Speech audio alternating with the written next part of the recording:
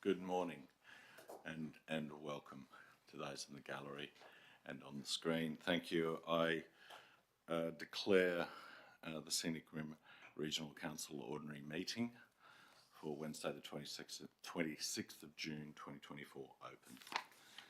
And in addition, I declare, I would also acknowledge the traditional owners of the lands of the Scenic Rim Regional Council area, and we pay respect to their elders past, present and future, and extend congratulations to them on their continued nurturing of their culture. Thank you. Today we have a full attendance. I believe there are no apologies, and I would now like to introduce and thank and welcome Father Ken Spreadborough for prayers. Thank you, Father. Thank you, Mr. Mayor, and thank you all for the opportunity, and I appreciate the opportunity to be invited to come at this time. As such, I want to start by quoting from St. Paul's first letter to Timothy, in which he says, "I exhort therefore that, first of all, supplications, prayers, intercessions, and giving of thanks be made for all men, for kings, and for all that are in authority, so that we may lead a quiet and peaceable life in all godliness and honesty." God, our Creator, when you speak, there is light and life. Fill us with your Holy Spirit, so that we may listen to one another, speak the truth in love, and bear much fruit in the service of your kingdom, through Jesus Christ our Lord. Amen. Heavenly Father, we pray that you will guide our council members as they meet and discuss matters with regard to our region, that they shall choose to do that which is moral and rational, and that which their motivation in everything they want to do is the good of the public and not their own. Loving and gracious God, you are indeed the giver of all good gifts, and we thank you today for all your blessings. We thank you for the successful outcomes of this council meeting. We ask that you bless the councillors abundantly, and they continue to seek your wisdom, guidance, courage and strength. Be with them in their deliberations, and help them to be wise in the decisions they make for the good of all those who have placed their trust and confidence in their leadership. Give them insight to lead with integrity, that their decisions may reflect what is right and good. Keep them from short-sightedness and pettiness. Help them to make decisions that are for the good of all, and guard them from blind self-interest. In this winter time, we remember those without food, shelter and comfort, and pray for those not only on this council, but others who offer support and help for them in their difficulties. We also pray for those whose health will be affected by the cold, and pray for the medical teams in this region and give thanks for all that they do. We are also aware that winter seems to bring an increase in the number of emergencies. So we pray your blessing, Lord, on all of the emergency workers in our region. We pray for all in authority in this region. Lord, grant them the humility to always seek your will in all they do and that all they say. All glory be to you, loving God, now and always, through Christ and the Holy Spirit, forever and ever. Amen. Amen. Father, thank you for your wisdom, your guidance, and your prayers. Greatly appreciated. Thank you. I appreciate being here, and my blessings on you all, and a successful day, week, whatever. Thank you. Thank you. We wish you the same. Thank you.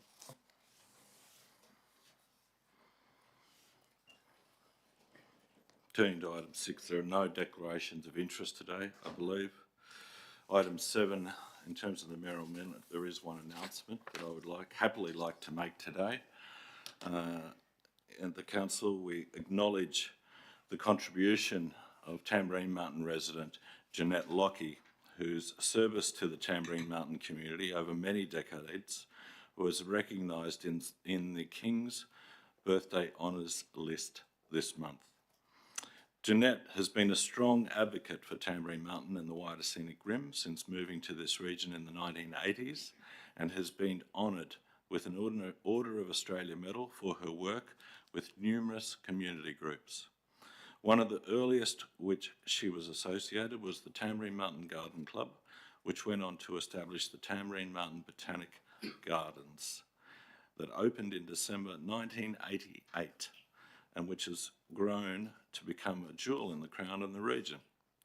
Thanks to the efforts of Garden Club members such as Jeanette and other volunteers, this much-loved community space has become a drawcard for our region and the backdrop for countless weddings and special occasions. Keen to preserve Tamborine Mountain's lifestyle and natural values, Jeanette joined the Tamborine Mountain Progress Association, in which she held numerous positions as Treasurer, Secretary and President from the early 1990s onwards until 2023. In these roles and as a private citizen, Jeanette has been a staunch campaigner against inappropriate development and commercial water harvesting from Tamborine Mountain to protect the unique fauna and flora of the mountain plateau. Jeanette has continued this advocacy for the mountain and its residents as president of the Tamborine Mountain Preservation Association. She has served on a number of community committees, including the South East Queensland Development Forum, and in addition to her membership of the Garden Club, is also an active member of the local tennis club. Jeanette is very well respected and loved within her community for her strength of character and willingness to help others, and is well worthy of the honour that has been bestowed upon her. So a very big congratulations for that acknowledgement to Jeanette Lockie from Scenic Rim Regional Council. Thank you.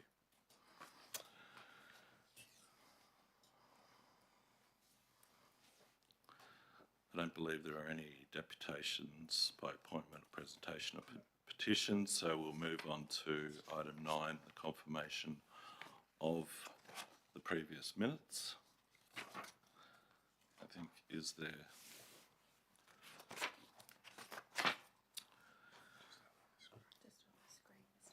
Thank you.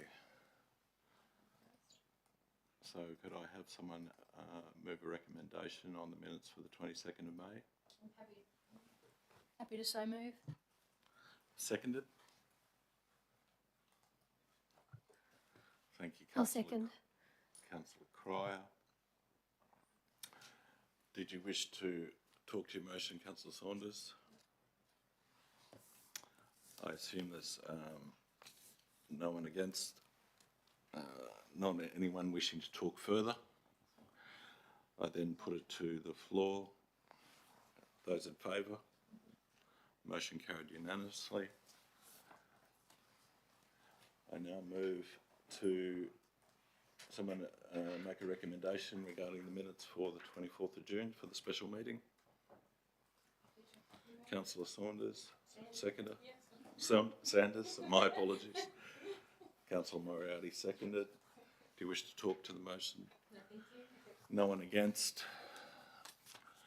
I put it to the floor. For.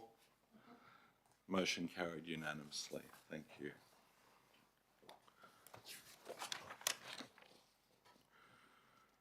Any business arising from the previous meetings? None. Thank you. We move to item 11.1, and I call upon Councillor Cryer to introduce that item, please. Thank you, Chair. I would like to introduce report item number 11.1, leave of absence, Councillor Jennifer Sanders. This report relates to Division 4 and Councillor Jennifer Sanders' role as a Councillor Portfolio Tourism and Regional Events. I take the report as read. I now move the motion.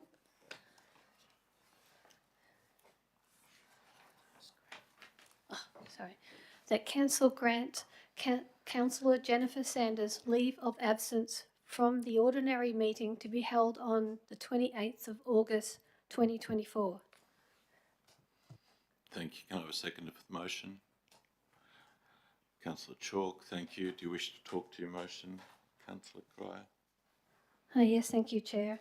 I would like to speak to the motion that as the leave of absence is for a pre-arranged personal reason, it will be importantly beneficial to Councillor Sanders' family, and any resulting impact to the ordinary meeting on the 28th of August 2024 can be adequately managed by remaining councillors. Thank you. Thank you.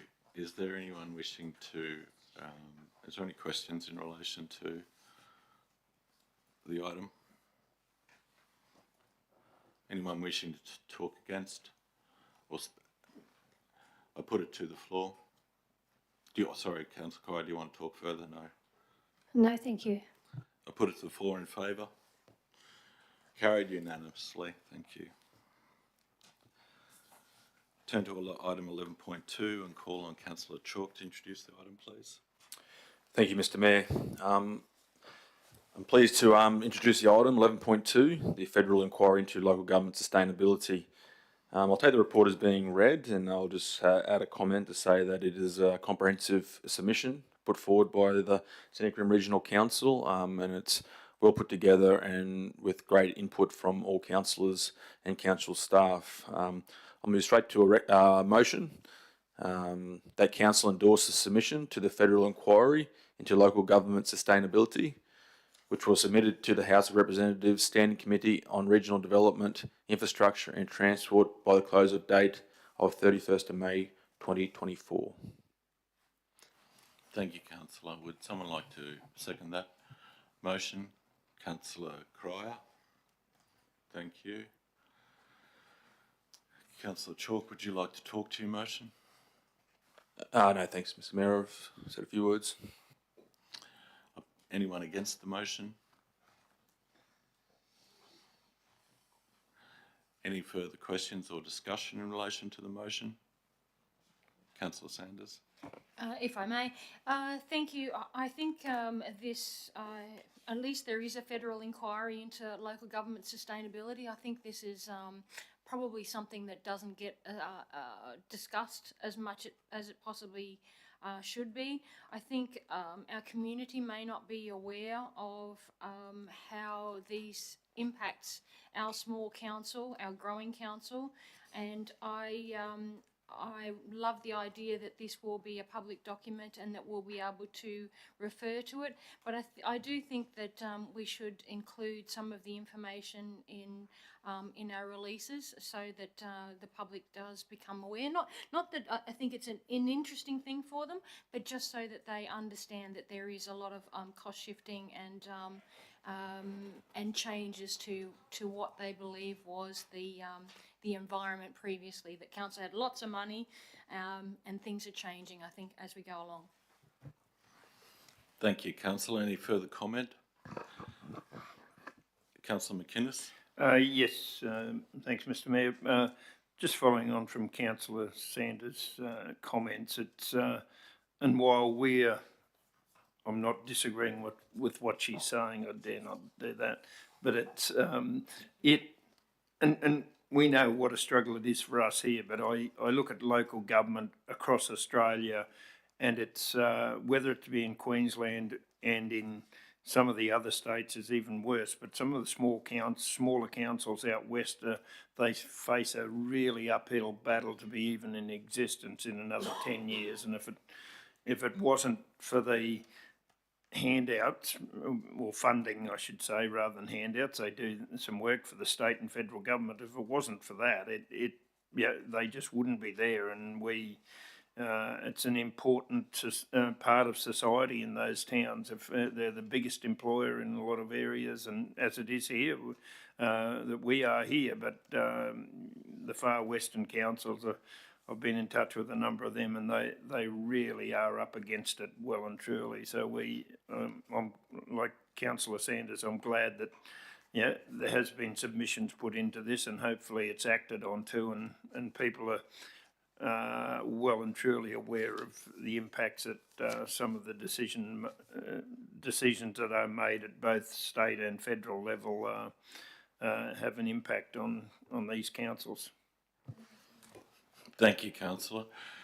I could only echo those comments. It's good of you to recognise our brethren across the state, Councillor McGuinness. But equally, I endorse earlier words. I think it's a very worthy piece that has been put together by the council, and do acknowledge that.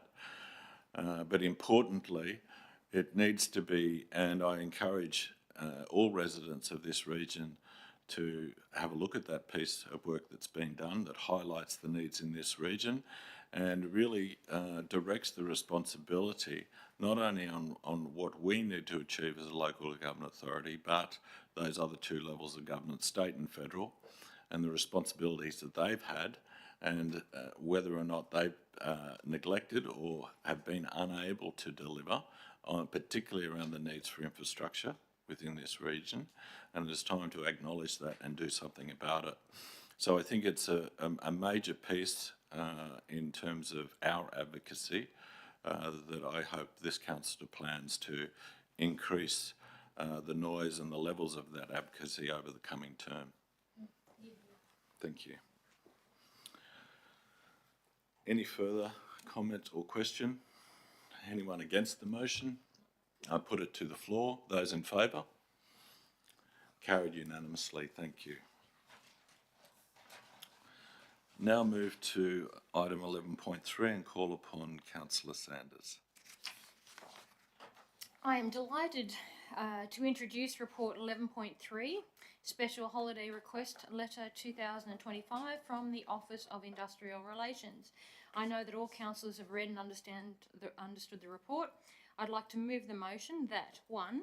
Council note the community feedback of May 2022 that the first Monday of the annual Royal Queensland Show, the Ekka, is the preferred public holiday for the Scenic Rim region, and 2. Council resolved to nominate Monday the 11th of August as a public holiday for the Scenic Rim region for 2025.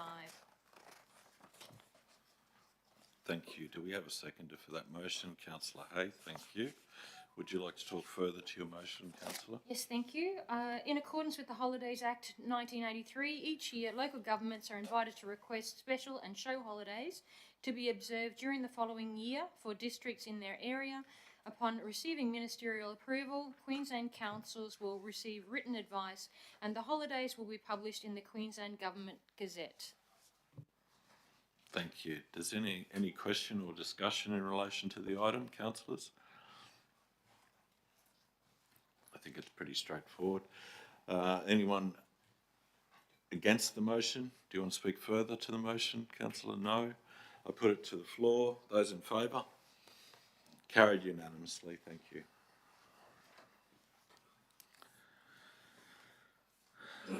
I now call upon Councillor Moriarty to introduce item 11.4. Thank you very much, Mayor.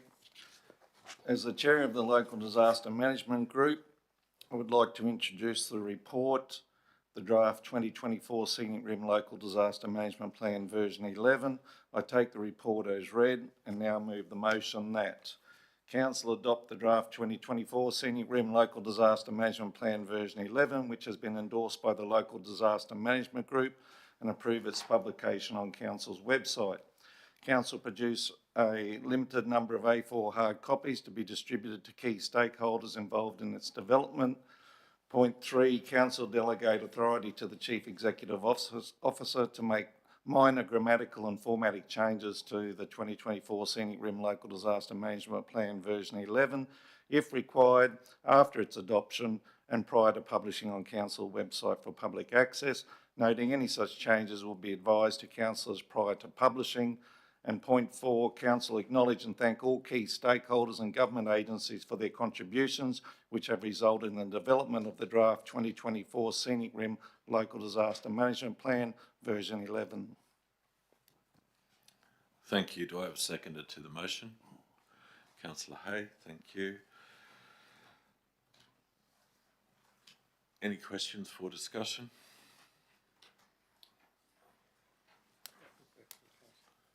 Do you wish to talk to your motion, councillor? Thank you, Mayor. I'd just like to take this opportunity to acknowledge Council's local disaster management team and the role that Council takes in leading and coordinating natural disasters that occur in the region. We are all very aware that the Scenic Rim has been hit a number of times in recent years by natural disasters, and while we hope the next one's a long way off in the future, it is extremely important that council in our region can be prepared as well as possible for any future disaster events. And as I said earlier, I just want to acknowledge and thank our team here at council for preparing this document, and just note also that at the most recent local disaster management group meeting, the plan was endorsed by the stakeholders and agencies involved. Thank you, councillor. Questions off the back of that? Anyone wish to talk against the motion? Do you want to talk further, councillor? No. I'll put it to the floor. Those in favour? Would you like to speak additionally? Thank you. I'd just like to commend the officers who compiled this extremely comprehensive local disaster management plan, and just point out for those who may not have had the opportunity to read through the agenda and look at the draft plan, it's extremely comprehensive in that it covers not only natural disasters and hazards but man-made ones as well, and it highlights that the Scenic Rim area, whilst covering over 4,000 square kilometres, consists of 19 towns and villages, most of which are fairly isolated from each other. It talks about the need to protect critical infrastructure such as water supply, sewage, power, transport and communications, and these issues were particularly relevant during the Christmas night disaster on Tamborine Mountain when we had no communications whatsoever. If you go to page 55, it does expand on preventions and mitigation strategies. For example, it talks about the appropriate use of building codes, land use planning for the future via the Scenic Rim Planning Scheme, and of relevance to local residents, I would recommend that they read page 57, which has information on the disaster dashboard. Thank you. Thank you, councillor. Anyone wish to speak further? With that, I'll put it to the floor. Those in favour? Carried unanimously.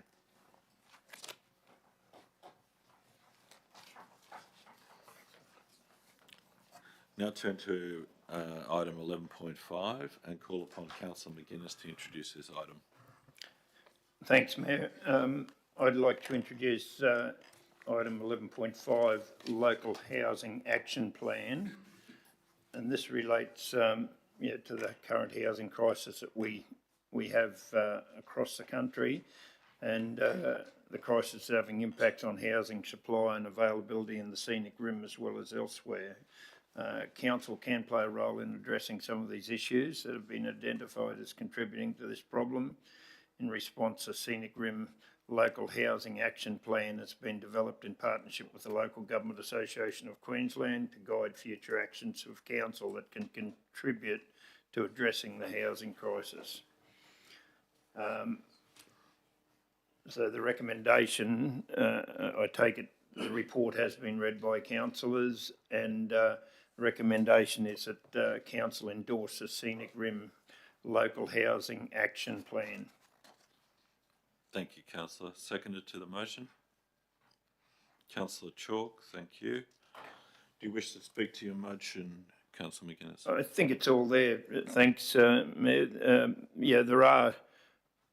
We will see a changing face of housing in this area, and when you see some of the predictions of the need for single bedroom dwellings and our increase in age of our population going from about 23%, I think it is, at the over 65 at the present time, to up to 30% in the next 15 years. So it's, or 20 years, I think it is actually.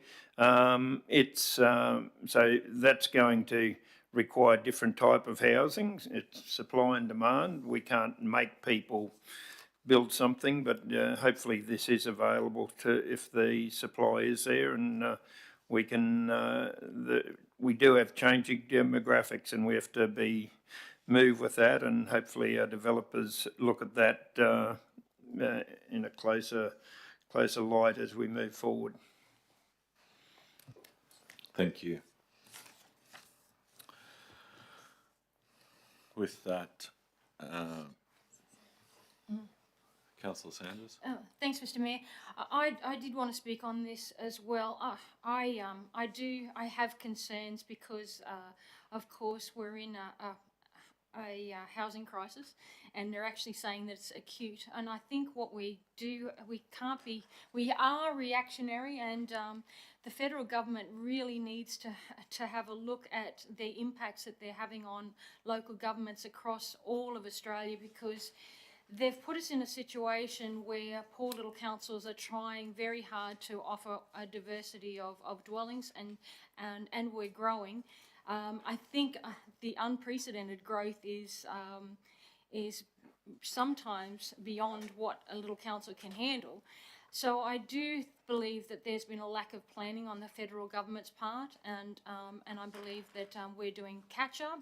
And this is probably not the way we wanted to do it. We wanted nice continual growth at a level that we can handle. So these sort of reactionary things, I applaud the report. I can recognise what we're doing, but I do believe that the federal government really has to take a little bit of responsibility for the situations that they've put local councils in.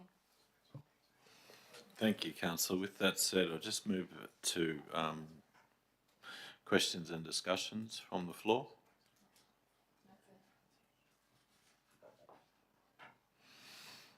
I think just to maybe possibly echo the comments of Councillor Sanders, there is something to acknowledge in terms of the national planning and also the eastern side of Australia, in terms of the key major cities and metropolises and what they used to refer to as the urban sprawl. Scenic Rim sits as I've made this comment before, as the green heart of southeast Queensland, and we're surrounded by a population that's beyond 4 million when you take into account of Gold Coast, Logan, Brisbane, City of Ipswich to our north and to our west, Toowoomba. And those, the state of Queensland, southeast Queensland, those major populations, we're their backyard. And they need to think about that. Do they want to retain that backyard? Do they want to retain that food bowl and our precious agricultural land, or do we want to look like another suburb of one of those cities? Acknowledging the housing pressures that this country has, at the same time, you don't just keep pushing it out in front of you without the appropriate infrastructure. And we can be that buffer, and what needs to be more considered rather than population growth, while I acknowledge, as Councillor Sanders says, the housing plan is what is needed in this area, is more investment in compatible industry to our agricultural space. And I think that's the thing that we need to highlight and push forward with more than anything else, but while acknowledging that we are doing our bit in the time of this housing crisis.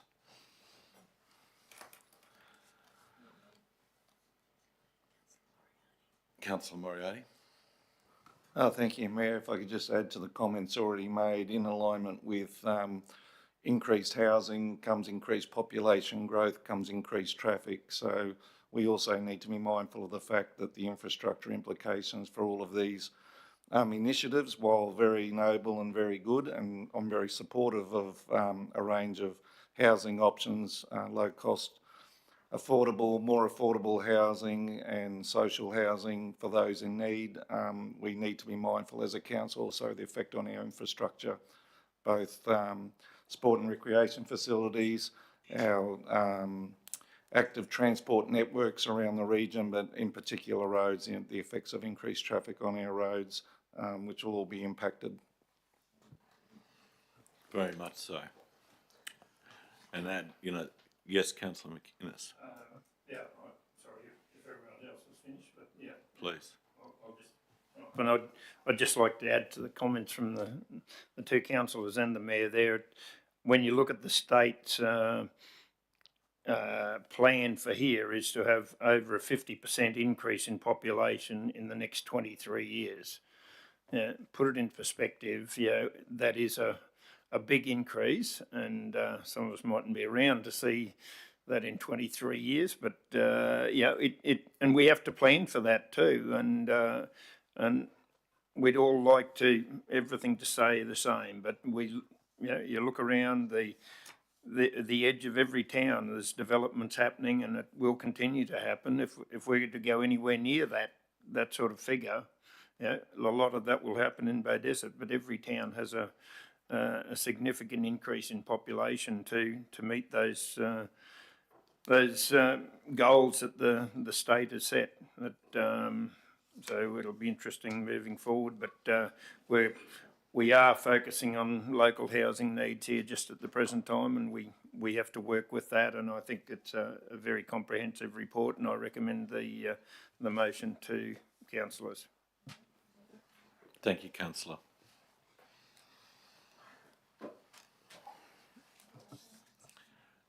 Councillor Hay. Thank you, Chair. I'd just like to add further to those comments. The action plan actually identifies that we need to boost housing supply as identified by need. At the moment, we're fairly reactive in that we are still catering to developers who persist in putting forward to us 3 to 4 bedroom, 2 bathroom dwellings as the norm. Yet, if you look at the demographics identified in this plan, you'll see that the household sizes is diminishing and the age is increasing of the population. So whilst we seem to be approving and having submissions for 3 to 4 bedroom homes, as I think Councillor McGuinness stated, there is a need for 1 to 2 bedroom homes, and we're not seeing any applications for those. So we're somewhat paying lip service to what we need as opposed to what we're actually seeing submitted for approval. I'm looking forward to the major amendment to the Scenic Rim planning scheme, which is going to deal with housing diversity and form a new zone. And much is said about affordable housing, but largely, again, that's also lip service. There's nowhere is it really defined as to what affordable housing really means in the local context. So instead of touting affordable housing, it'd be good to see some actual definition as to what that is for either purchased properties or rental properties. And in that plan, it also highlights the very limited number of social housing dwellings that we have available in the Scenic Rim. I think it mentions that there are only 155 in the entire region, which is fairly sad. And it also does mention homelessness versus housing insecurity, and I think that's something that our planning scheme needs to address as well. Thank you. Thank you, councillor. I note that you raised this very point about the planning scheme in the May meeting, and yet to be addressed, but something very much to take on board, take on notice today, that will be addressed into the future. Any further comment? Do you wish to talk additionally to your motion? Sorry, Mayor, I thought I had summed up. I didn't realise there was other speakers wanted to speak. It's quite all right. No, haven't got anything to add, Mayor. Thank you. Anyone wish to talk against the motion? I put it to the floor. 4 carried unanimously. Thank you.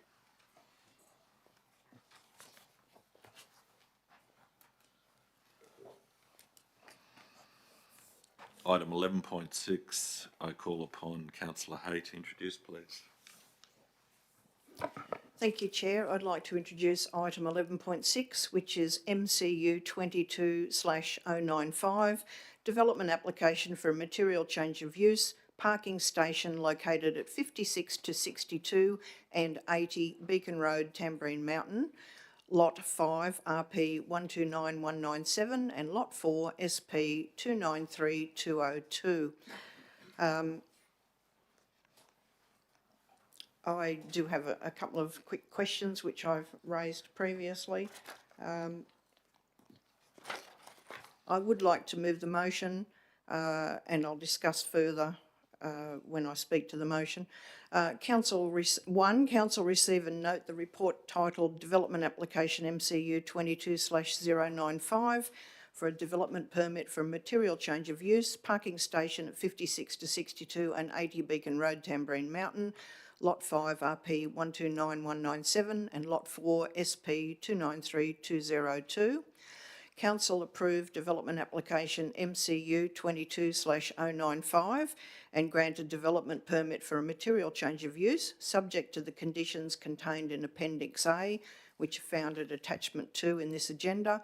And 3, Council note that any subsequent requests for a negotiated decision notice and/or change applications to the approval MCU 22/095 will be processed via delegated authority where the change would not significantly alter the original decision, and I take the report as read. Thank you. Thank you. Anyone like to second the motion? Councillor Sanders. Thank you. Councillor Hay, would you like to talk to your motion? Yes, thank you, Chair. This application has come about as a classic example of where an activity has outgrown its original site. This relates to the Tamborine Mountain College, which has increased over the years and has now had the foresight to purchase 2 adjoining properties to accommodate future growth, and as part of that being the need for an 81 space car parking facility off-road. I commend the college for having the foresight to purchase the adjoining properties, but with that did come the issue that the properties are not necessarily zoned correctly for what they intended to do. So it's important going forward that anyone who is looking at doing a development that is potentially of a larger scale needs to have the foresight to see what they might need into the future. In this case, the land that's going to be utilised for a car park is actually rural residential A precinct land, and that in itself made this application impact assessable, which drew 1 objection submission. I do believe that we have addressed the issues raised in that submission. I do have just 1 question through the Chair, to the CEO, to the GM, in relation to condition 12, which is to do with the minimum of 81 on-site car parking spaces. My question is, why have we conditioned a minimum number rather than a maximum number, given that they applied for 81 car parking spaces? Thank you. Thank you, Chair.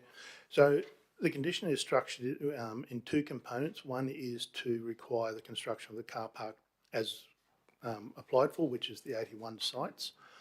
The second part says in accordance with the designs provided. So it doesn't allow for any additional car parks without an amendment to the condition or a further change to the application. So they're pretty much locked into building the 81 that they've applied for. Thank you, GM. Just further to that, for clarity, if in the future they intend to install further car parking spaces or coach parking, there would be a need to come back to council for an additional approval. Is that correct? That's correct, and depending on what they're doing would depend on what type of application that would be, whether it's a minor change or other change, but there would be a level of approval required from council.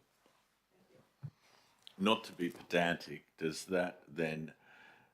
it give the councillor ease if there was the statement in there in the condition that if there was to be any change, that it would require or would trigger an application? So the recommendation, the 3rd part of the recommendation, talks about any subsequent requests for negotiated decision notice or change application. So it is by law that if they do change, they are required to submit further application, and the condition recommendation number 3 covers how that would be processed. Does that satisfy the councillor? Yes, thank you, Chair. Thank you. Would any further questions or discussion points re the matter? None. Would you like to speak additionally to your motion, councillor? No, thank you, Chair. Anyone wishing to speak against? I put it to the floor. Those in favour? Motion carried unanimously.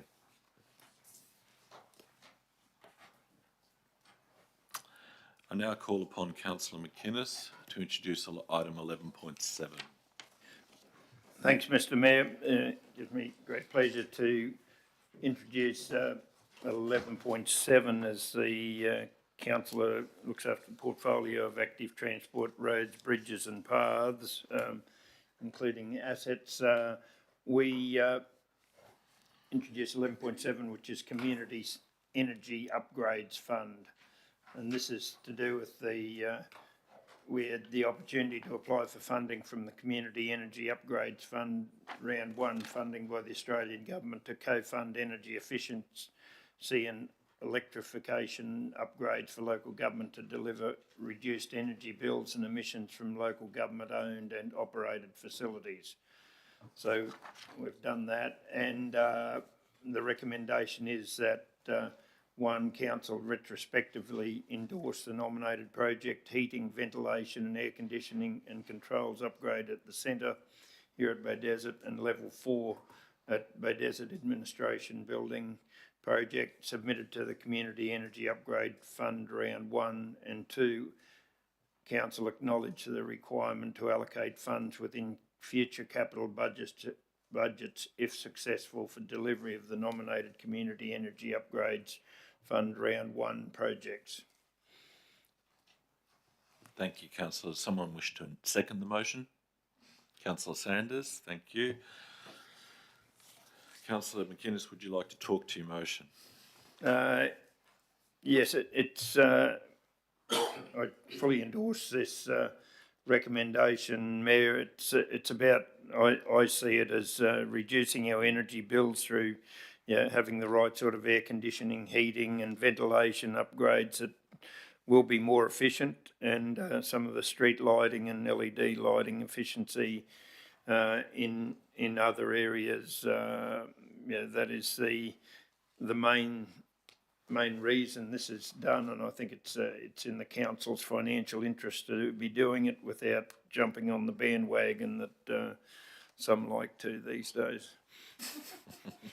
Not being derogatory in any form there. Thank you, councillor. Open it to question and discussion from the floor, please. Mayor, I just wonder whether the manager or GM would like to add to that in more specific details. Through the gentleman. Thank you, Councillor McInnes.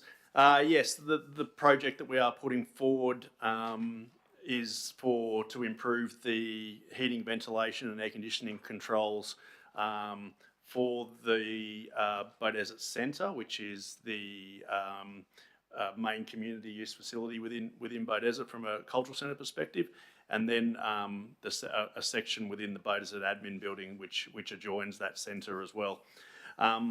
There is an existing project within this year's capital works budget for the level 4 administration building, but we are delaying the delivery of that project with the announcement of this funding opportunity, so that we can leverage the money within council's capital works budget as our contribution towards this funding opportunity, so we can maximise that benefit and improve the centre as well as the administration building in the same project.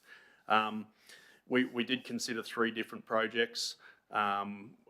This project alone had the highest tonnes of CO2 abated each year, so it provided council with the best opportunity to maximise our return, basically from a carbon footprint perspective as well. So yeah, it is a very beneficial project, and yeah, hopefully we are successful. Thank you. Any further questions? Yes, if I may. Oh, not a Councillor question. Sanders? Maybe not a question, but look, when I look at things like this and we're reducing our impact on the environment, I think it's a great idea. I love the idea of the leveraging to get the maximum benefit out of it. So I applaud this view. Thank you, councillor. Anything further?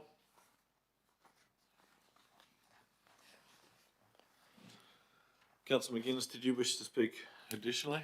No, I'm right, thanks, Mayor. Anyone wish to speak against? I put the motion to the floor. Those in favour? Carried unanimously. Thank you. I now move to item 11.8 and call upon Councillor Moriarty to introduce, please. Thank you, Mayor. It is my very great pleasure this morning as the councillor with the portfolio for sport and recreation to introduce the report 2024-27 South East Queensland Community Stimulus Program. I take the report as read and I now move the motion that number point 1, Council nominate the design and construction of a Beaudesert indoor sports facility project to the Queensland Government Department of Housing, Local Government, Planning and Public Works for the non-competitive portion of the South East Queensland Community Stimulus Program.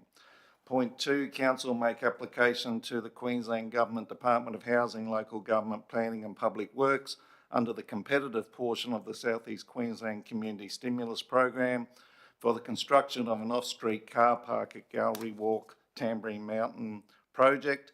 And point 3, Council acknowledge the requirement to allocate funds within future operational and capital budgets, if successful, for delivery of the nominated South East Queensland Community Stimulus Program projects.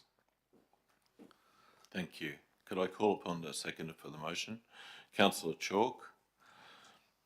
Councillor Moriarty, would you like to now talk to your motion? Yes, thank you, Mayor.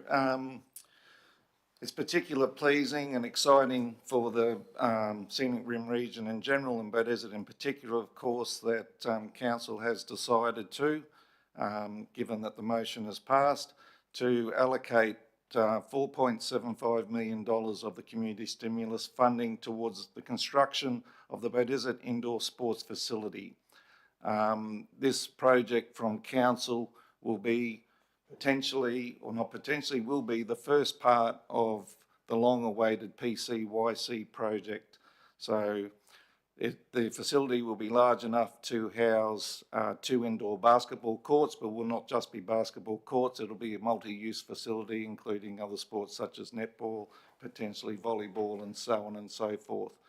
This is a particularly long-awaited and valuable piece of infrastructure for our community, being located in Beaudesert. It's centrally located to the region, and it's our sincere hope that communities in other parts of the region come on board and will have access, probably not more than 30 to 35 minutes from anywhere in the region, to be able to access that facility. Particularly important for our youth and our young people, of course, the location being quite close to the Beaudesert State High School, so easy access in that regard. But, you know, in a position that's situated that will benefit the whole of the region. With regard to the second project, which is subject to the competitive grants program, the Gallery Walk car park project, there's the grant request will be for 2.1 million with a council contribution of the same moving forward should we be successful in getting that grant. Again, for the Tamborine community in particular, a long-awaited project to have a good car park in the Gallery Walk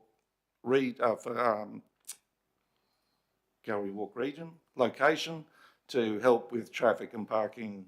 That is an issue every weekend and probably many weekdays in the Gallery Walk region. So both very worthy projects, in my opinion. Thank you. I put it to the floor for questions or discussion. Comment. Councillor Sanders. Thank you, Mr. Mayor.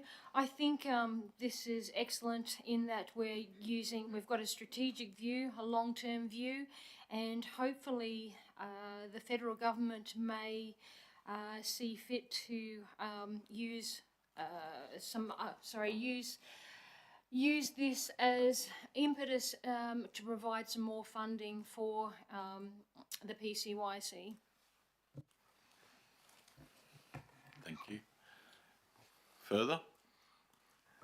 Yes, thank you, Chair. I'd just like to comment on the second part, which is the Gallery Walk Stage 1 construction project, which has been long awaited and highly anticipated on Tamborine Mountain, mainly as Councillor Moriarty identified, to alleviate the traffic problems which have been exacerbated by the increased tourism visitation numbers. Gallery Walk, which is part of Long Road, which is a state control road, is the main through road for basically the entire mountain. So anyone coming to the mountain at some point has to navigate through Gallery Walk and the multitude of strange parking practices which are currently evident up there. The overflow parking is now impacting on the surrounding residential streets and causing pedestrian issues as well. The fact that we're unable to have one single pedestrian crossing there is exacerbated by the increasing number of people who just park anywhere and walk willy-nilly. So the creation of a dedicated car parking area on Gallery Walk should alleviate a lot of those problems, particularly with pedestrians. When this is factored into the further stages that are proposed for Gallery Walk improvements, we should be looking at a much better precinct for both tourists and residents alike. Thank you, Councillor. Anything further from the floor? Councillor Chalk. Yeah, thank you, Mr. Mayor. Yes, I certainly do endorse these two projects that are put forward. They have been worked on for a considerable amount of time, and they've gone through some steps to get to this point. Firstly, but as an indoor sports facility, it was identified through the work done by OTM in the Sport and Rec strategy. So to actually get an opportunity to deliver this project in conjunction with hopefully the PCYC will be a fantastic win for the region and for Beaudesert. And also the Tamborine Mountain Gallery Walk car park. It's been a project committed to by council for a few years, and hopefully we're successful in this application to progress that project forward, which will have fantastic benefits for the whole Tamborine Mountain, and especially Gallery Walk and council in some of the costs there. So I'll endorse the two projects put forward, and hopefully we can get them across the line. So, thank you, Councillor Moriarty. Thank you, Mayor. I'd just like to acknowledge and thank Councillor Chalk as the councillor with the Sport and Recreation portfolio previously for the work that was done by himself and council officers in the lead up to the in preparation for the Beaudesert Indoor Sports Facility, and also to Councillor Sanders for the reminder about mentioning the fact that the state government has now contributed through the $5 million previously to the PCYC and through the stimulus grants program, $4.75 million, a considerable sum of money through council to get that project up and running. And as Councillor Sanders said, we'd just like to raise the matter that we are hoping that the federal government will jump on board with that project as well, and come to the table with funding to help get the PCYC project fully established and up and running in this area. Thank you. Thank you. Anything further, councillors? I'll quickly just add, yes, I suppose we start with the state government acknowledging for South East Queensland councils this stimulus amount of money,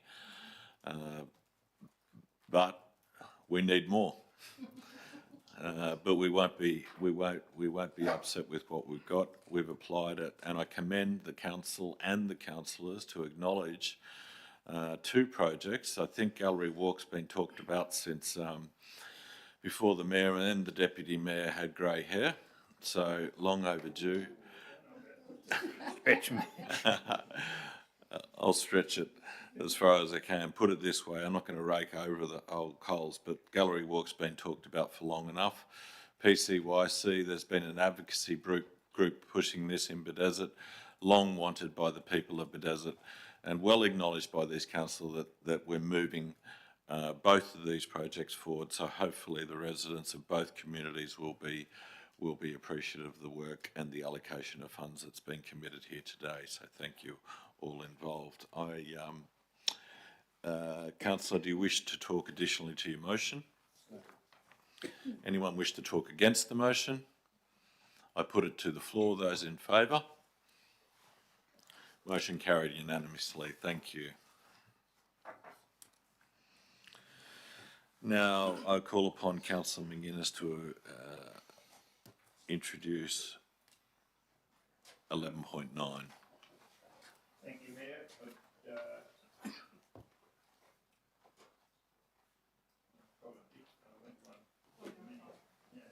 Capital infrastructure is what we're on next. I'd like to introduce 11.9, that is capital infrastructure. Bear with me.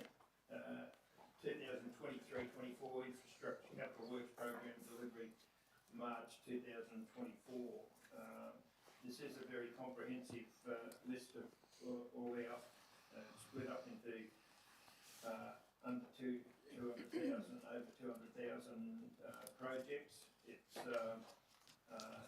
we have many projects on the go, and there is a whole list of them there. And I take it the report has been read by councillors, and I'd like to recommend that council note the infrastructure capital works program update as presented. And if there's any questions, we'll take those questions or some of them. Thank you, Councillor. Do we have a seconder for the motion? Councillor Chalk, thank you. Do you wish to talk to your motion, Councillor McGuinness? I don't think I have to. It's anything in particular. There's nothing that there is nothing there I'd like to specifically draw out at this point of time, but it is quite well documented there, just what it is and what stage we're at with delivered, completed, or it's on track, or whatever the process is, or there's some that have been deferred, but it gives a pretty in-depth look at where our projects are. Thank you. I opened it to the floor for question and discussion. Councillor Moriarty. Mayor, I'm just wondering if it, pardon me, for the benefit of those in the gallery and perhaps watching online, whether through the CEO and GM, whether we could just get a broad overview of those projects, just a couple of broad comments as to capital works delivery, some of the challenges being faced, some of the things we've got to look forward to, so on. Thank you. Thank you.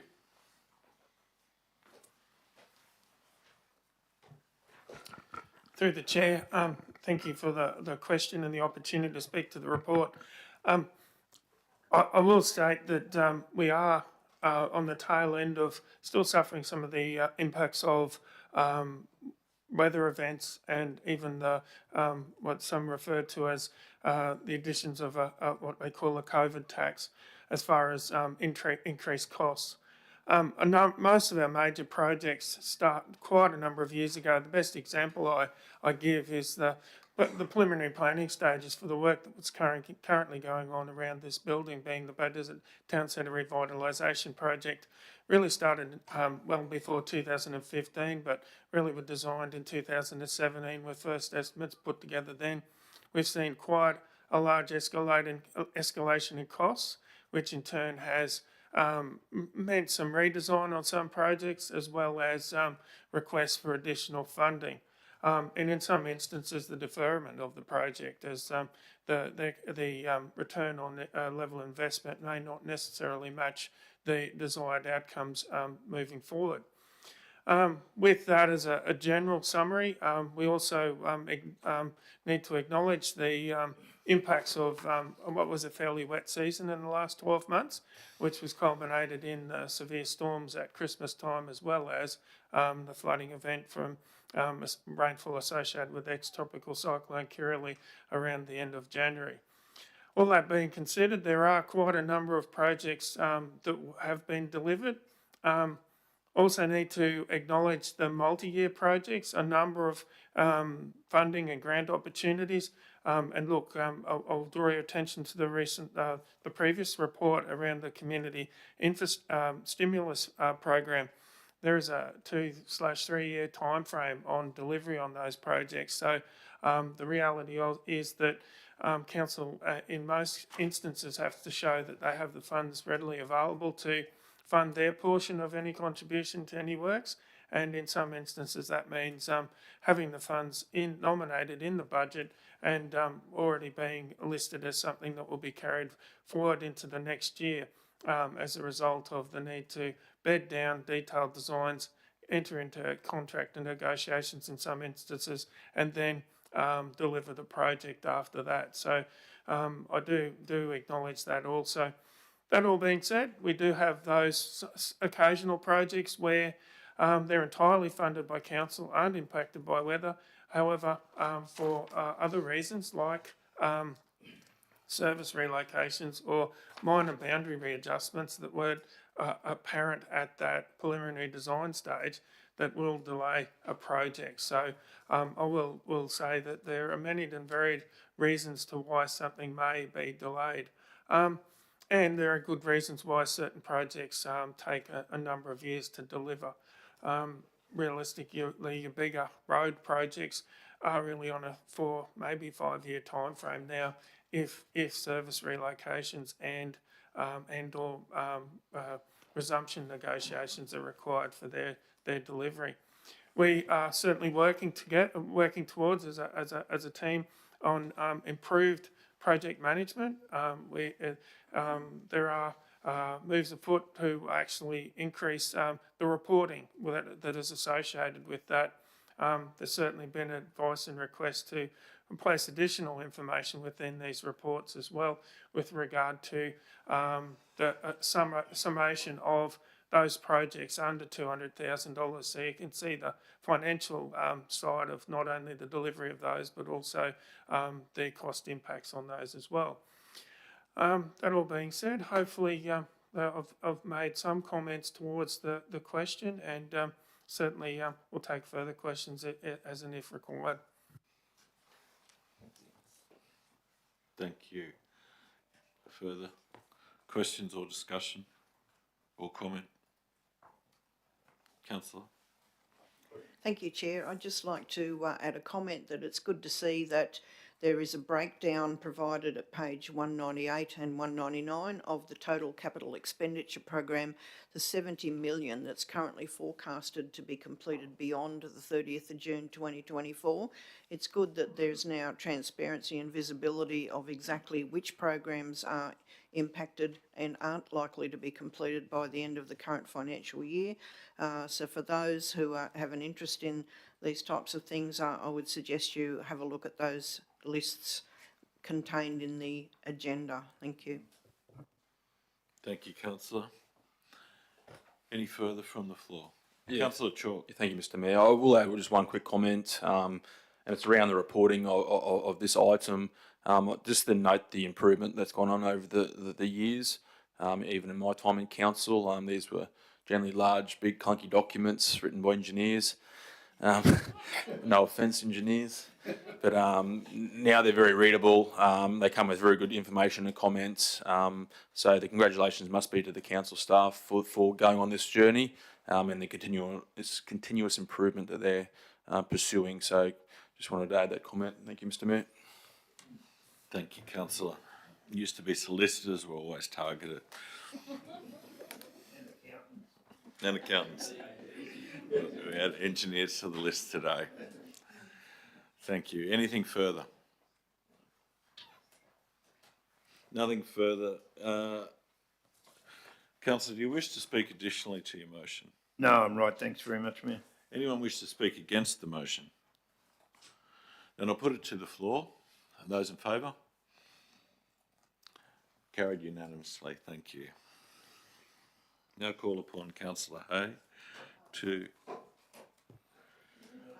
No, we're staying. Sorry, I got ahead of myself. I apologise. I call upon again Councillor McInnes to introduce an item 11.1. Thanks, Mr Mayor. Like to introduce 11.10 actually, the black spot funding submission 2024-25. And this is to do with three programs, one at Coralbin Road, to the intersection of Albert Street and Anna Street here in Beaudesert, and along Brisbane Street here also in Beaudesert from Tubber Street to Burnham Street. I take the report as read, and I'd like to move the recommendation being that Council endorse the application of the following projects to improve driver and road user safety for funding under the Australian Government 2025-2026 Black Spot Program. 1, Coralbin Road, Coralbin. 2, intersection of Albert Street and Anna Street, Beaudesert. And 3, Brisbane Street, Beaudesert, Tubber Street to Burnham Street. And 2, Council investigate additional funding opportunities of $4,894,082 that would be required if the Brisbane Street, Beaudesert, Tubber Street to Burnham Street project was approved for inclusion in the Australian Government 2025 to 2026 Black Spot Program. Thanks, Thank Mr you. Mayor. Can I have a seconder for that, please? Councillor Sanders.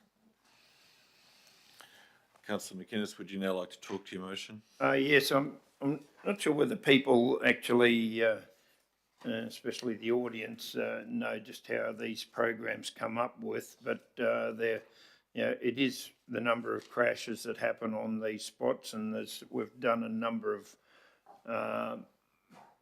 of projects right across the scenic rim where there has been significant number of crashes and where there's been hospitalisations and deaths on some of these spots. So it's all about trying to improve the funding, and we work with other levels of government to ensure that we try to make the roads safer for our residents and road users around the place. So hopefully we are successful in getting these grants to do these 3 programs. Thank you. I'll open it to the floor for question and discussion. Comment? Anyone? Councillor Sanders. Thank you, Mr Mayor. Yes, all 3 of these areas are in Division 4. Coralbin Road, definitely there's, at that intersection, I'm glad that that's been recognised as a dangerous area. The statistics, how they are reviewed by the staff and engineers is quite fascinating. I've actually been in a discussion where they actually do these calculations and work out how black spot funding is applied for. We always want to keep our community safe, so I applaud the fact that we're going to apply for this money. Looking at the intersection of Albert Street and Anna Street, it's quite fascinating. You look at that street and it's wide open and you think that there would be no accidents there, but because of the way it's built, it actually does cause more accidents, and it's quite fascinating how the data is used to identify these areas. So look, I commend the report for all those 3 areas: Coralbin Road, Albert Street and Anna Street, Beaudesert, and Brisbane Street, Beaudesert, Tubber Street to Burnham Street, and I hope that we're very successful. Thank you. Anything further? Councillor Hay. Just a point of clarification, if I may, through the chair. If we could go to page 220 in the agenda, please, the diagram.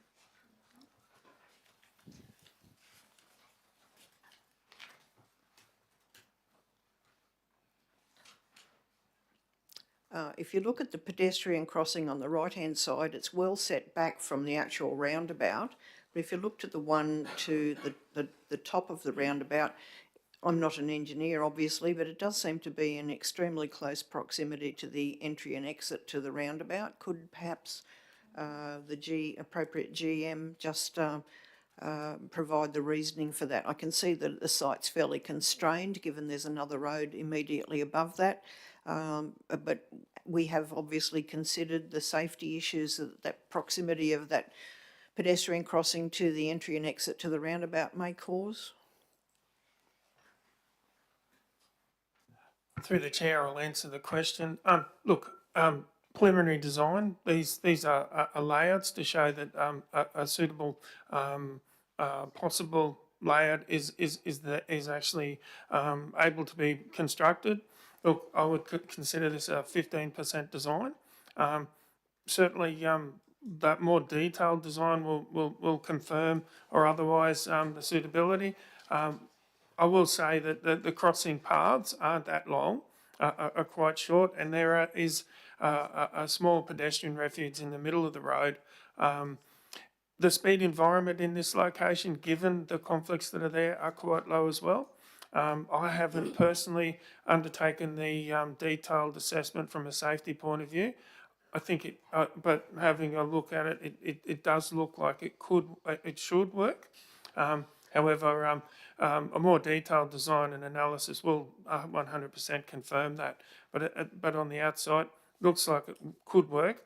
The alternative would be to actually move the pedestrians further along or cross both Gordon Street and Burnham Street further along, and that would certainly be an option that would be considered if it was proved in the detailed design phase that this was not the preferred option. The only drawback from that is that generally pedestrians will walk on a desire line, so sometimes you need to certainly take that into account, and it may be that we need to modify just the arrangement of Gordon Street. So, without going into detailed design phase at this point in time, this is a 15% showing that the pedestrian crossing can fit, but further work will certainly will definitely come up with whether this is the most preferred way moving forward. Thank you, GM. Thank you, Councillor. Thank you, General Manager. Any further questions? Discussion, comment? Would you like to talk to your motion? I don't know whether there's anything much more to add, Mayor, but if there's any other questions, but that not being the case, I haven't got anything else to add. Thank you. Anyone against the motion? I now put it to the floor. Those in favour? Again, carried unanimously. Thank you.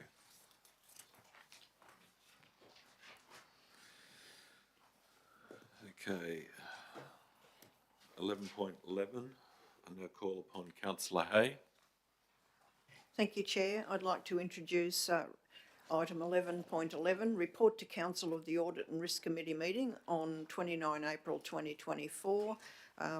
I introduced this item as a member of the Audit and Risk Committee as this report relates to the entire Scenic Rim region. I'd like to move the motion that Council note the report to Council on the Audit and Risk Committee meeting held on the 29th of April 2024. Thank you. Thank you, Councillor. Could I have a seconder, please, from the floor? Councillor Sanders, thank you. Would you now like to talk to your motion, Councillor? No, thank you, Chair. I think the report's quite self-explanatory. The Audit and Risk Committee meetings are well minuted, and what's contained in the report to Council covers everything that was discussed at the meeting, at which both, I think, Councillor Sanders and I were present. So no, nothing further to add. Thank you. Sorry, and Councillor Cryer attended as an observer. Thank you. Thank you. I'll put it to any... Councillor Moriarty, were you there too? Anyone else who attended that I've forgotten? Thank you. I note attendance has dropped off after that first one. All right, now we've covered attendance. Is there any questions or discussion points? Thank you, Councillor Sanders. Thanks, Mr. Mayor. I've got to let you know that I believe the audit and risk does a great job. There's lots of work to do. The reports are in-depth. They are time-consuming. It's very, very intricate, and the organisation itself is extremely complex. So this isn't an easy job to do, and I commend Councillor Hay and myself for going through this, all of the reports and all of the information with a fine-tooth comb. I think one of the things that an audit and risk committee tries to do is to make the organisation better, and to make it a little safer. And I think that's what we're trying to do. And I've enjoyed meeting the chair and Melissa, who I can't think of their name at the moment. Stephen. Yeah. Anyway, it's very interesting to talk to, and I think what we're trying to do is definitely improve the organisation in the best way possible. Thank you. Any further questions or comments or discussion points? Nothing from the floor. I put it back to you. Would you like to speak to your motion additionally, Councillor? No, thank you, Chair. Anyone wish to talk against the motion? I put it to the floor. Those in favour? Carried unanimously. Thank you.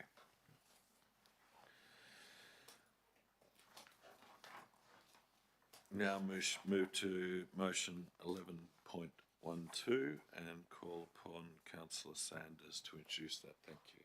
Thanks, Mr. Mayor. I would like to introduce the report 11.12, procurement by exception under section 235 of the Local Government Regulation 2012. I understand that all councillors have read and understood the report in full and have had any questions answered. I'd like to move the motion that Council resolve to engage the following suppliers under section S235 of the Local Government Regulation 2012. There's 3 suppliers: Sea Wash Proprietary Limited, F Shore and Wildlife Preservation Society of Queensland. The services are rental of land, fraud tech solution and wildlife DNA survey services. The exceptions are 235A, 235A and 235B, and the expiries are all 30th of June 2025. Thank you. Could I have a seconder to the motion, please? Councillor Moriarty. Councillor Sanders, would you like to talk to your motion? Yes, thank you. In accordance with section 235 of the regulation, council may enter into contractual arrangements without first inviting written quotes or tenders under several specified options. The companies listed have all met the requirements according to the legislation. I do note that the number of requests has been greatly reduced, and these have genuine exceptions, and this is the best and most efficient way to progress. Thank you. I open up to the floor for question, comment or discussion. Nothing further. Relatively straightforward. Councillor Sanders, would you like to speak additionally? No one wanting to speak against. I put it to the floor. Those in favour? Voted for unanimously. Motion carried. Turning to item 11.13, Councillor Hay, could you please introduce that item? Thank you, Chair. I'd like to introduce item 11.13, the Council's monthly financial report for May 2024. And this is a Scenic Rim-wide report. It's not specific to a portfolio or a division. The Council monthly financial report provides information on Council's actual to budget performance and the graphical representation of key performance indicators provides key summary financial information, which is all contained in the report, which I take as read. I'd like to move the motion that Council note the unaudited financial statements for the period ended 31 May 2024 for the financial year 2023 to 2024. And having done so, I'd just like to point out a typographical error on page 253, which was identified by Councillor Sanders. Thank you.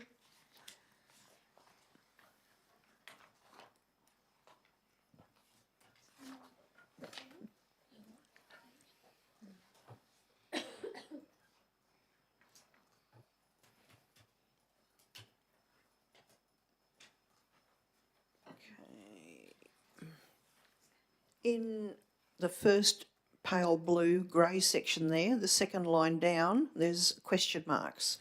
That should actually read the date 31 May 2023.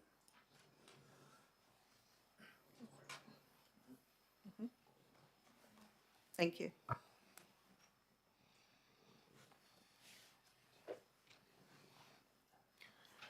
Thank you. Seconded to the motion. Councillor Cryer. Now, Councillor Hay, would you like to address your motion? No, thank you, Chair. It's self-explanatory. Thank you. A call for questions or comment or discussion from the floor. I have a question, Mr Mayor, if I Yes, may. Councillor. On page 2 of 11, which is 245, I just wanted to ask through the CEO, the General Manager, if the key performance indicators on the net operating surplus or deficit is actually correct of 1,119.5%. I just wanted to check if that is a typo.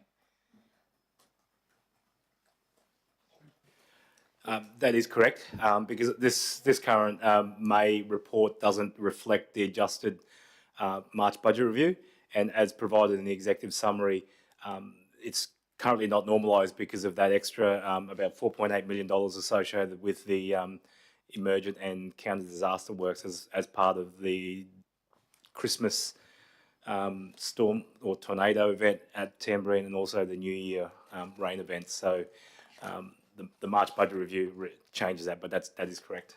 Thank you. Yes, thank you very much.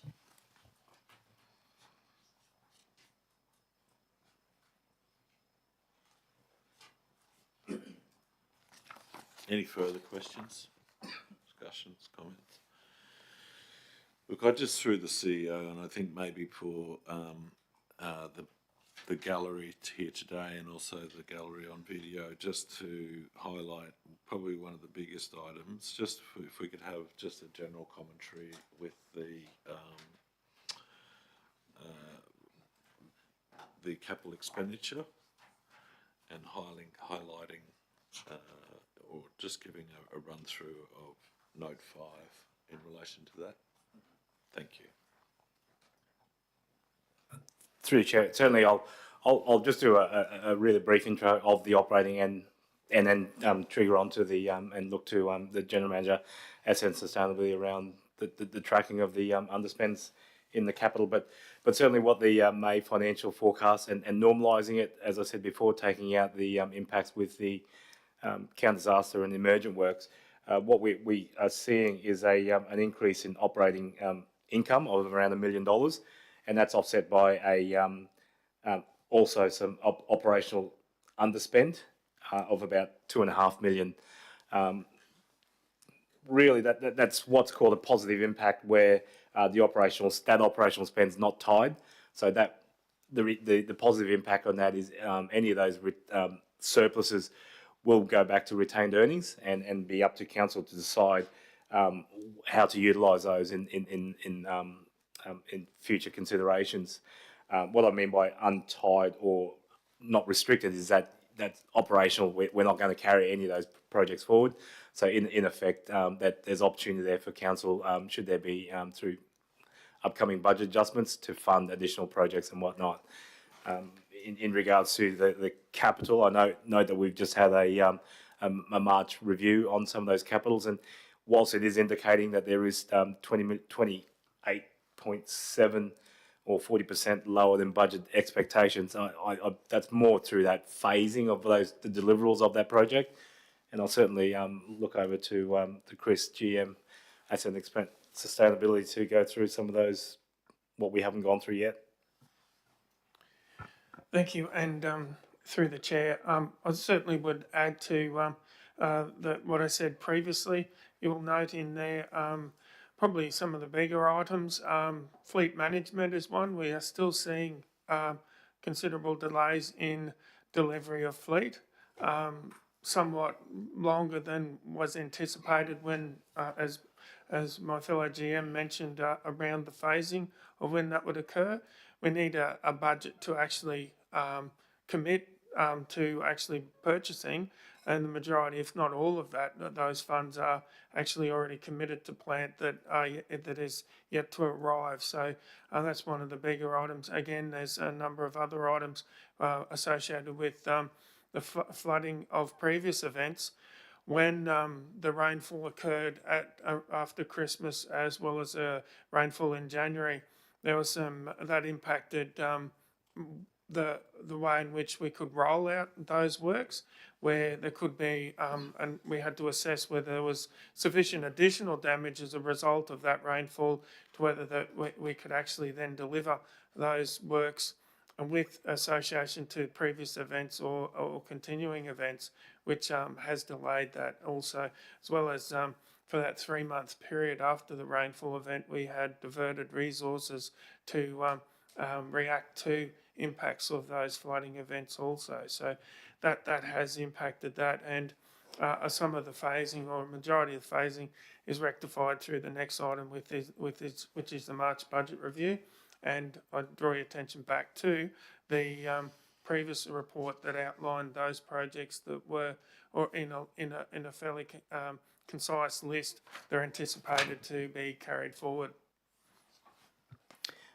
Additionally, Mayor, I think through you, Chair, the infographic on page 245 of the agenda that tries to portray in a visual sense. You can see the complexity of it. Soon as Sharon brings it up, if we focus on the May percentile there, you can see that the budgeted column on the right-hand side, which comprises the brown and the green components, the green component is a council's own capital projects, and the brown is the link to funding. And noting that it may be good to see whether or not we can improve the left hand of the column to show the deliverable upon the council and the funded, and split that blue and the further up. So the light blue column there is, whilst we haven't actually spent the money, there are commitments out there already by way of purchase orders and contract arrangements that show that there's for all intents and purposes, that is intended to be done. But one way or another, the delivery hasn't necessarily met the expected targets. But thank you. Are there any further questions or discussion points? Would you like to talk additionally to the motion? Against? Again, I'll put it to the floor then. Those in favour? Carried. Motion carried unanimously. Thank you.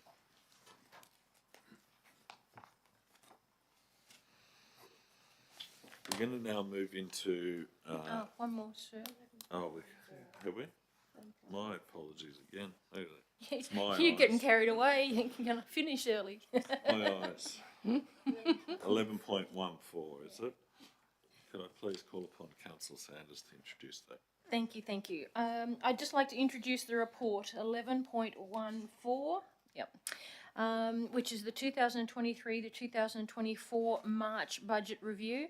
I take it all councillors have read and understood the report and have had all queries answered. I hereby move the motion that It's a long one, bear with me. In accordance with sections 169 and 170, part 3 of the Local Government Regulation 2012, Council adopt the 2023 to 2024 March Budget Review as outlined in the 1. Revised Statement of Comprehensive Income for 2023 to 2024 through to 2025-2026 inclusive.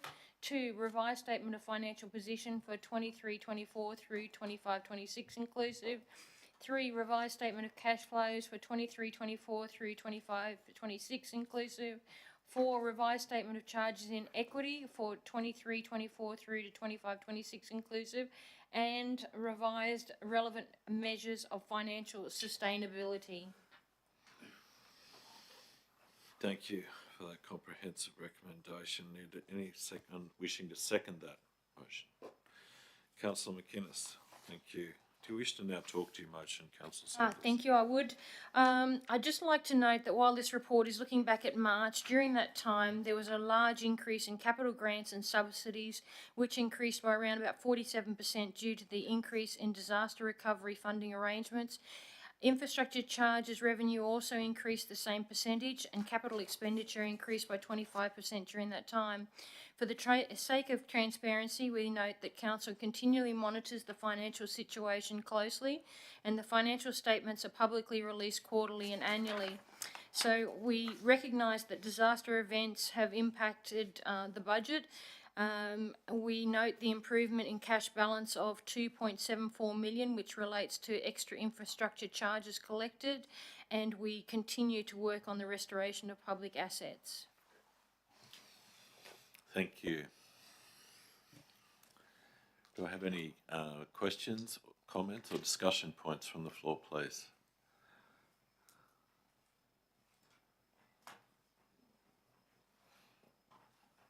Nothing further. Councillor Sanders, would you like to talk additionally to the motion? No, thank you, sir. In the absence of that, I put it, anyone wishing to talk against the motion? I put it to the floor. Those in favour? Carried unanimously.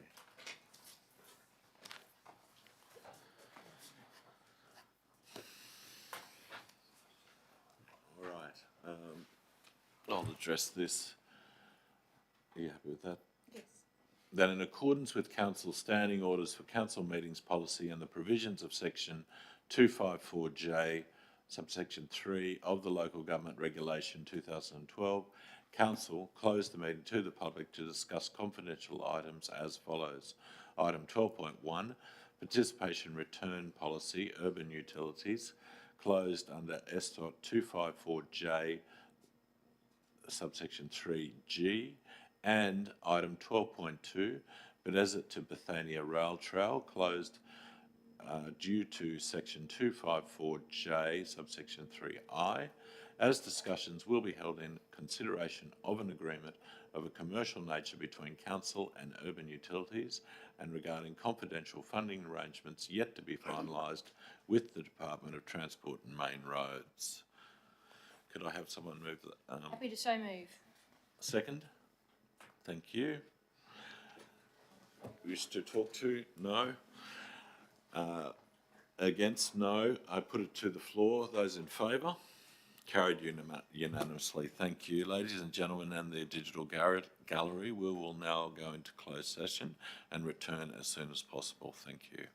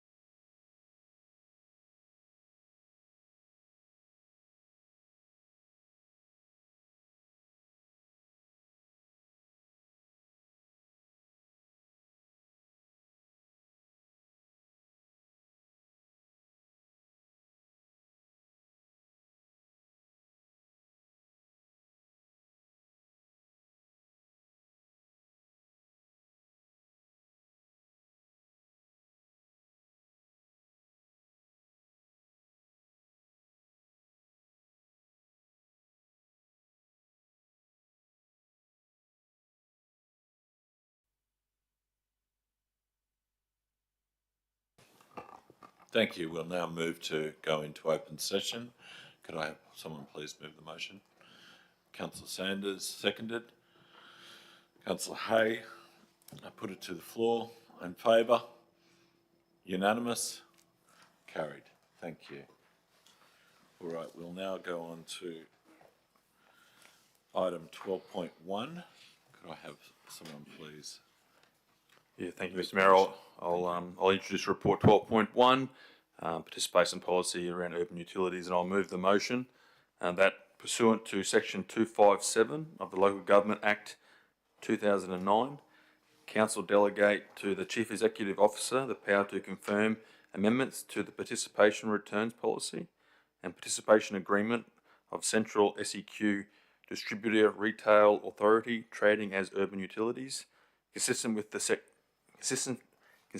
section 28 of the South East Queensland Water Distribution and Retail Restructuring Act 2009, Queensland. Thank you. Seconded to the motion. Thank you. Do you wish to talk to your motion? Thank you, Mr. Mayor. Anyone wishing to talk against the motion? For the motion? Talk for the motion. Councillor Chalk, do you wish to talk further to the motion? No, thank you, Mr. Mayor. I put it to the floor. Those in favour? Carried unanimously. Thank you. I now turn to motion to resolution 12.2 and call upon Councillor McInnes. Yes, thank you, Mayor. As the councillor looking after this portfolio with transport infrastructure and other things, I'd like to introduce 12.2 Bow Desert to Bethania Rail Trail, and I'd like to move the motion that one, council acknowledge the potential funding by the Queensland Government through the Department of Transport and Main Roads for construction and contribution towards ongoing maintenance costs for stage 1 of the Scenic Rim section of the Bethania to Bow Desert Rail Trail corridor. And 2, council provide an allocation within the 2023-2024 budget to construction of it should have read, of the Scenic Rim section of the Bethania to Bow Desert Rail Trail corridor on behalf of the Department of Transport and Main Roads to allow for the receipt of funds. And 3, council commit to supporting trails and rail trails more broadly as important active transport corridor and destination experiences for locals and visitors to the Scenic Rim region. I so move. Thank you, Councillor. Seconder for that. Councillor Sanders, acknowledged. Thank you. Councillor, do you wish to talk to the motion? No, thanks, Mayor. I think it's fairly self-explanatory, that motion, setting out what it is doing. And thank you. Thank you. Anyone talking against the motion? Talking for? I assume you don't wish to talk further, Councillor? Thanks, Mayor. I put it to the floor. Those in favour of the motion? Again, carried unanimously. Thank you. And that now draws to a conclusion today's ordinary meeting at 11:20 a.m. Thank you for everyone's participation today in the gallery, in the physical gallery, digital, and here in council chambers. Thank you.